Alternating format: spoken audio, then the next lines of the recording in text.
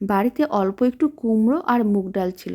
নিরামিষ দিনে দারুণ কিছু নতুন রেসিপি বানাতে মন চাইছিল, তাই এই রেসিপিটি বানিয়ে নিলাম।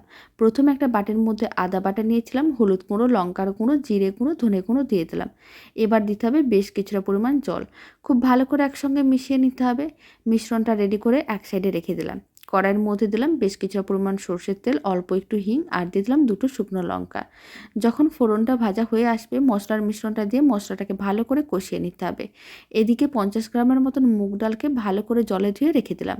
মশলা যখন কষানো হয়ে যাবে, তার মধ্যে দিতে হবে কেটে রাখা কুমড়ো। সমস্ত কুমড়োর টুকরোগুলো দিয়ে দিলাম আর মশলার সঙ্গে ভালো করে মিশিয়ে নাড়াচাড়া করে ভাজতে হবে। আর আমি দুটো মিডিয়াম সাইজের কেটে রাখা আলু দিয়ে দিলাম।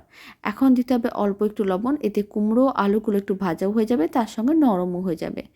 এখন ধুয়ে রাখা মুগ ডালটাও দিয়ে দিতে হবে আর খুব ভালো করে সমস্ত কিছু একসঙ্গে মিশিয়ে নিতে হবে। তারপর দিতে হবে পরিমাণ অনুযায়ী জল, যাতে সমস্ত কিছু ভালো করে সেদ্ধ হয়ে যায়। জলটা খুব ভালো করে মিশিয়ে নেওয়ার পরে অল্প একটু স্বাদ অনুযায়ী লবণ, চিনি আর গরম মশলার গুঁড়ো দিতে হবে। অল্প একটু কাসুরি মেথি দিয়ে দিচ্ছি, এতে স্বাদ ও গন্ধ দুটোই খুবই ভালো আসবে। তারপর সমস্ত কিছু একসঙ্গে মিশিয়ে নিয়ে 8 থেকে 10 মিনিট এইভাবে রান্না করে নিতে হবে। যখন সমস্ত কিছু সেদ্ধ হয়ে যাবে, শেষে দিতে হবে অল্প একটু গরম মশলার গুঁড়ো আর ঘি, এতে খেতে ভালো লাগে।